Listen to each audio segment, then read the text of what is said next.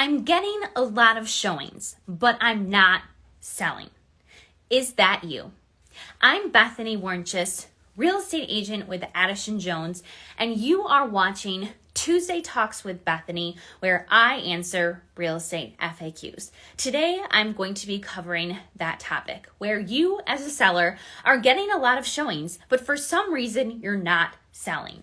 So hopefully today, we can problem solve together and you can maybe take some action steps to help you sell your home.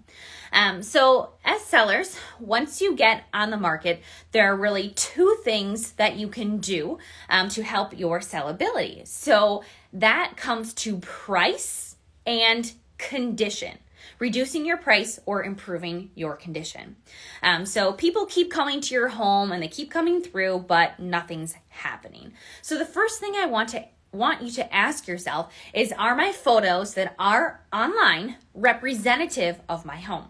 Did you maybe prepare for picture day and got all ready, but then you've maybe been slacking a little bit in your showings or your open houses where you're maybe not as clean or there's maybe more junk laying around? Or did the photographer come and they took pictures of a few rooms or the rooms that they thought they looked good, but maybe they missed some of the other areas that didn't look as photogenic? So is what's happening where people look at the pictures online, they're excited, they think it's a good price for what they see, and then they come and then they have expectations that are let down, because we don't want that to be happening. So are your pictures representative of your actual home? And then, have you been paying attention to the feedback that you are getting?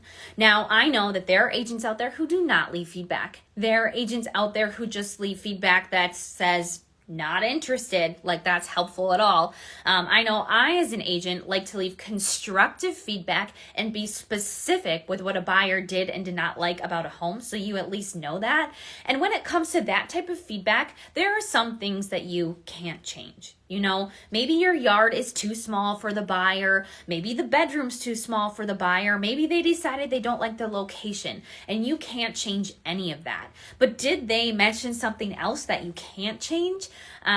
Maybe the whole house is just really dark colors, so it made it feel small. Maybe you could lighten it up with some neutral paint.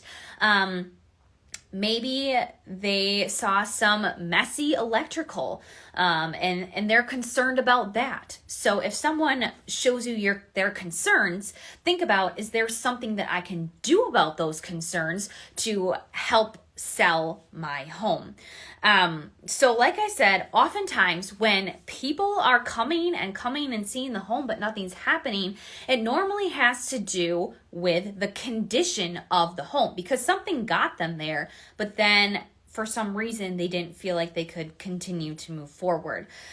So does your house have more work than a buyer wants to deal with? Whether it's small maintenance items where they see missing outlet covers and a couple of the sinks are dripping and the carpets really need to be shampooed, and some of the windows are older and the paint needs to be touched up. Is it more maintenance stuff that people just see as annoying and a hassle?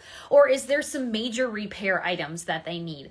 Like, did they notice the electrical is really outdated, or the roof, the shingles are curling, or there's a big crack in the foundation?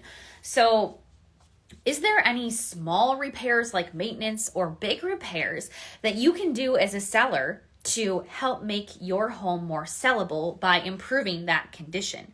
Then I want to ask you, have you considered, does your home have a strong odor? Now, this can be kind of embarrassing. It's not a topic people like to talk about, and agents might be too embarrassed to leave it in feedback too, but you don't want where somebody walks through your door and they have a strong, unpleasant odor be the first thing that hits their nose and turns them off right away. You know, does it smell like pet? Does it smell sweaty? Does it smell musty? Hopefully your agent has been honest with you and let you know that, but what you could do, have a family member or a friend that you trust for their brutal honesty, have them come over and ask that question, because living in your own home, you get accustomed to the smell of your home.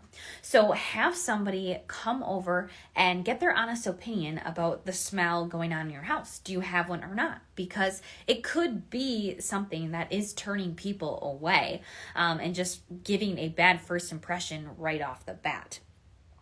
Then how is your cleanliness and your organization? So is there hair in the bathtub and toothpaste in the bathroom sink and dishes piled up on the counter and in the sink? Is there papers all over your office? Is there dog toys scattered in the living room? What's going on? Did you pre-pack prior to listing? What does that mean? Did you get down to just what you need for your daily living and pack everything else away? So for example, right now it's winter in Wisconsin. So did you pack your shorts and your tank tops away because you don't really need them? And then you also already accomplished packing, and it's going to make your job easier when it comes time to move.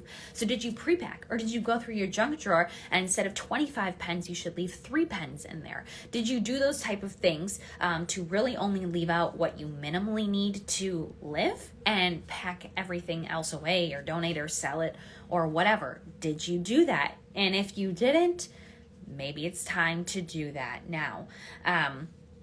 Then do you have anything that is style specific or overly personalized? So do you have tapestries up on your wall? Do you maybe have a mug collection or a figurine collection on a shelf in your living room?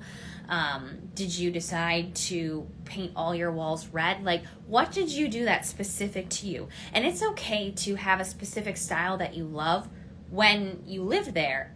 But now that it's time to move, it's time for someone else to live there. And they do not have the same style as you. And so you want them to see the house as theirs and not as yours. So you need to pay attention to what have you done that's style specific, and then also overly personalized. Do you have the kids' artwork or the grandkids' artwork everywhere, or family pictures hanging up everywhere? Because if they come in and all they see is you, it's harder for themselves to picture themselves in that home. I just think about one house in particular. I did take a family through, and they could not picture themselves there. There was too much artwork, too many pictures, family pictures. They couldn't get over it. And that house sat on the market, and that house expired. It did sell in this market, but it's just one as an example.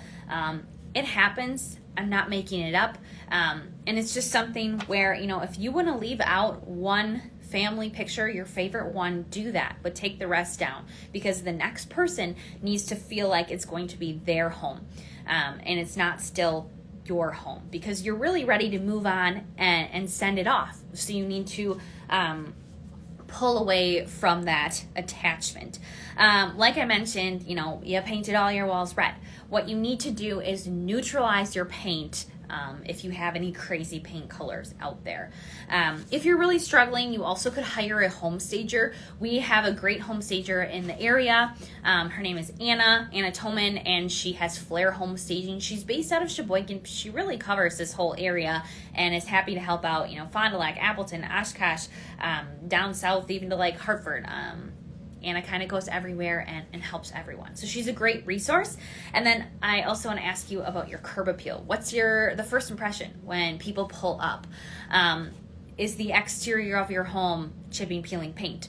Or if it's summertime, are your flower beds completely overgrown? What is the first thing that someone sees on the outside of your house before they walk in, and what first impression are you giving them?